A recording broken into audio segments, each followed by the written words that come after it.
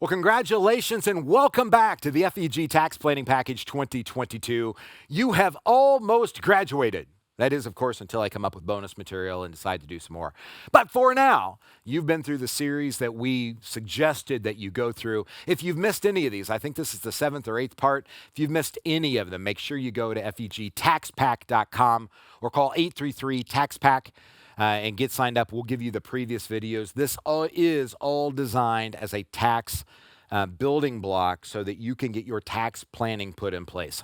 I'll remind you for the umpteenth time, in my opinion, there are 2 tax codes in the United States. People try to say that it's one for the rich and one for the poor, but in my experience, that's just not the case. It is one for the informed and one for the uninformed. And as my grandpa used to say, Joe, it doesn't do any good to know what's right from wrong if you don't take action, right? That's the same thing that I would tell you about tax planning. If you learn these things, if you learn these concepts and then do nothing with them or go, oh man, I forgot, that, ladies and gentlemen, in 35 years of doing what I do, of professionally helping more than 2,000 families work on their retirement journey, there is without a doubt nothing that has surprised people, and I mean surprised to the downside, surprised people more about their retirement than the impact the IRS would have on their financial journey. They just didn't get it. They didn't understand it. You know, people face plant and go, how did this happen? You know, I thought I was doing everything right. This is what someday I'm going to meet by the way. But you know, this is what they told me to do. And they thought they were doing everything right because their neighbor at General Motors or Caterpillar or Lilly did it. And it all just makes sense. But guys, you know, sometimes we have to take a step back and go, does this really make sense? What has changed that has really changed the direction or the percentage? So at the Financial Enhancement Group, we have a program called the Better Giver. And we are very charitably driven people. Most of us spend our time in church and believe in giving. That can be what you do or not do. But if you're watching this part, it really is over becoming the most efficient and effective giver of assets that you can. It's not to increase the amount that you give. That's not our job, but it is to make it the most effective and most efficient. So there are 3 ways that you can charitably give. We call this the Better Giver program, by the way. There's 3 ways that you can give. The first one is to give cash. And far, far and away, that's what most people do. They simply write a check. I met with a guy earlier this week. He said, you know, I figured out this car company during the pandemic. There's no way it could possibly stay that low. It could have. He was wrong. But anyhow, he bought it for less than $2 a share. It's worth $26 a share now. So he tells me this in one breath, right? So remember that fiduciary focus, the 4 things you've got to bring into place: risk and volatility, fees and expenses, tax planning today and tomorrow, and real return, right? So he's talking about the risk and volatility. Remember, your mind will always move toward its most dominant thought, right? And the psychology people will tell you, not only will it move there, you will give whatever you're thinking about at the time an overweight of what it really ought to deserve in the entire decision-making process, right? So his focus was on, I bought it at 2, it's worth 26. Didn't I do a great job? And the answer is, hey, you took risk you probably didn't understand, but the result is good. 5 minutes later, he tells me he'd given more than $60,000 in cash to his church. Now, I looked at him and I said, you mean what you told me is that you gifted $60,000 worth of that appreciated stock to the church? And he goes, well, of course not. I gave him this. I like my stock. I think it's going to go higher. Well, this is a beautiful thing. And I proceeded to explain to him, why didn't you gift the stock? Because, and he cut me off. Again, it's these little nuances. It's this confusion of the tax code that gets people into trouble. He cuts me off and he goes, Joe. I can't gift them the stock and still have the stock. You know, you have to, there's 30 days, there's all this other stuff. And I'm going, nope, sorry, wrong, buzz, beep, right? It's the nuances. If you take a stock and you sell it for a loss, you do need to wait 30 days before you repurchase it if you're going to recognize the loss. That is true. However, if you gift a stock that has appreciated, gone up in value, or you buy it at the same time you're gifting it after it's gone up in value, The IRS doesn't care. There's nothing in the rule book that says that's bad. In fact, if the IRS auditor was here, he'd probably encourage you and say, you are a genius, right? Because people miss this all the time. So think about this. In this guy's case, think about the marginal rate that we talked about, right? His marginal rate, we're just going to call it 30%. It was a little bit higher than that, but we're going to call it 30%. That means every dollar that he gets to deduct saves him 30 cents. So for him to gift away a dollar really only cost him 70 cents, right? As long as he's taking the itemized deductions, and he does, and he's able to get the charitable gifting, if he's in the 30% marginal rate, that's his top dollar, and that's not the right number, but it's easier math, then every dollar that he takes out of his billfold really only cost him 70 cents because the IRS is going to give him 30 cents credit. That's the best way to think about an itemized deduction. Right? They don't care what the source is. They care that you made the gift to the not-for-profit entity, the church, the university, something called a 501c3. That's the clear tax code.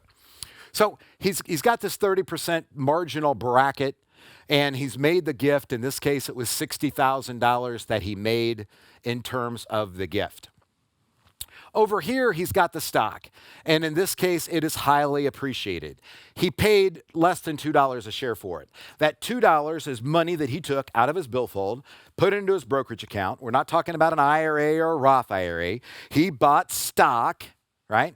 That is called his basis or cost basis. That's what he paid for the stock. Right? It has appreciated or grown, I wish I could do my arrow different, but it has appreciated or grown to above $20 a share. It was about $26 a share based on what he told me the other day.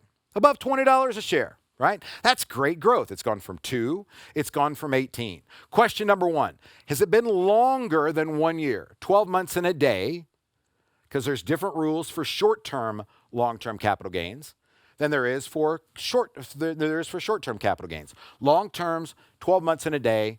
He'd owned it for a couple of years, right? And it had grown from 2 to 20. Now, he had not paid a dime worth of taxes on that money yet, right, on that stock, because he still owns it. He still owns it, right? But when he sells this stock, and at some point in time, he will, right now, he has an $18, the difference between the share price and what he paid for it, an $18 long-term capital gain, right? Because of his bracket, his maximum exposure is 20%, right? So in order for him to sell that, he winds up owing, $3,600 or so? Something like that, right? It's got to go to the IRS because he sold the stock. I don't know if $3,600 matters to you or not. If it doesn't matter to you, FEG is probably not the right place to go because I will still pick up nickels. All right? The people laugh at me at the golf course all the time. Of course I'm picking up a nickel. All right? I will help people spend all that they can spend. But in the meantime, we're going to make the most use of every dollar we have. Ignoring tax planning is like walking by $100 bills on a regular basis. Right? He looked at me when I started to explain this because he didn't pay attention to the whole thing and said, well, Joe, it's not that big of a deal. No, it's about a $5,000 deal. I mean, literally, it's about a $5,000 deal. And to me, that's a lot of money in terms of what's going on. So in this case, he liked the stock. He had another $60,000, right? He was going to gift the $60,000 to the church. What he should have done was taken $60,000 and bought more of the stock at $20 a share, and taken this stock, it's called specific share identification, taken the stock that he bought at $2 a share, and gifting those stocks to the church.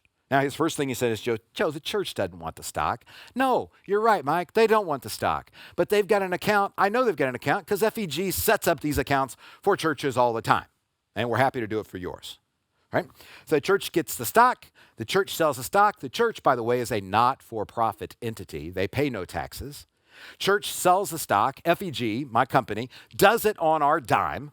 We sell the stock. The church gets the $60,000. Nothing changed from him writing the check to the church selling the stock. Nothing changed in time, convenience, nothing. This is all, in the world that we live in today, a piece of cake, as they say. They had 60,000 before. The church still has $60,000. He's taken 60 grand he had in cash, bought more of the stock, right? All he's done is taken his cost basis from $2 a share to $20 a share. Now, the stock is either going to go up in value or down in value from here, right? If he sells it, he now has a loss based on the $20 going down his new basis, or he's got a gain because it went up in value, and he's going to pay less taxes because his basis went from 2 to 20. The charity didn't get any change. Again, the job of the better giver is not to make you a bigger giver. It's to make you more efficient, more effective. You put yourself in a better tax situation so you have the opportunity to spend more or give more later on, right? We've done everything we can to protect your portfolio in the future, where we have the ability to make changes that are necessary without worrying about the tax implications. I mean, let's just ask ourselves an honest question, because I have lived through more volatility in the industry than people did in the Great Depression. I mean, it's crazy. I started 2 weeks before the crash in '87. I made it through the '90s. I got through the tech wreck in 2000, the worst year in history, 2002, right after 9/11. And '08 and '09 in the Great Recession, the pandemic, and now whatever you want to call 2022. I've lived through more market volatility than most people. There are times where portfolios need to be adjusted.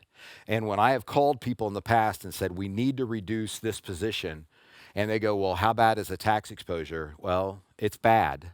I mean, we have stocks that we literally have negative basis in, meaning that the distribution, the amount of dividends and interest or dividends that we've collected is greater than the original share price after the splits.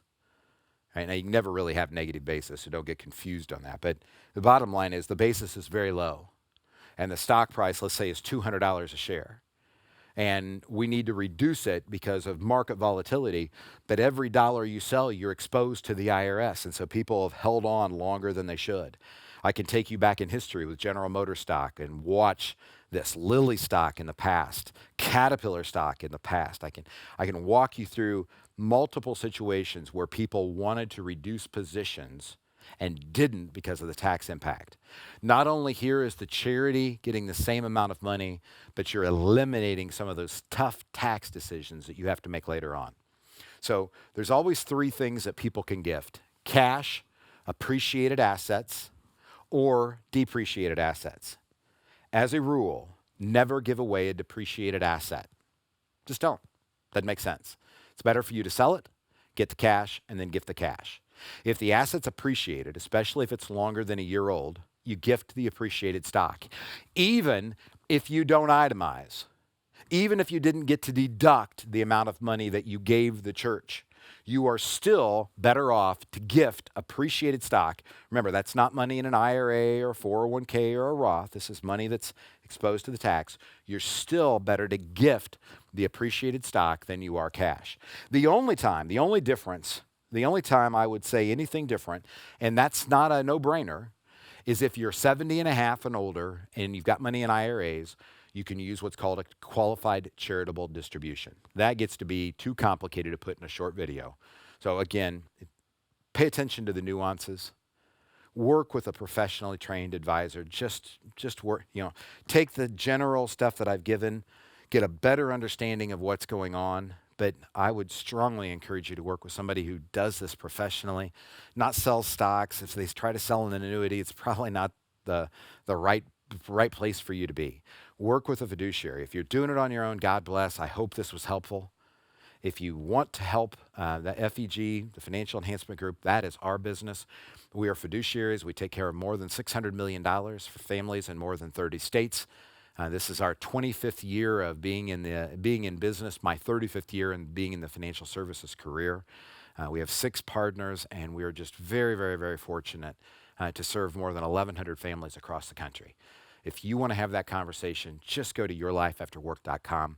Get signed up for a Next Steps meeting. We'd be more than willing to invest 90 minutes of our time, complimentary, to sit down to share with you things you need to consider today, things you're going to want to consider in the future. And if we choose to partner together, what FEG will do for you, and we'll put it into writing. Again, you can find us at yourlifeafterwork.com or go to 800-928-4001. Just ask for Brittany and get set up for a time. I hope you enjoyed the tax planning message for 2022. If there's anything at all we can do, do not hesitate to let us know. Have a great day. Take care.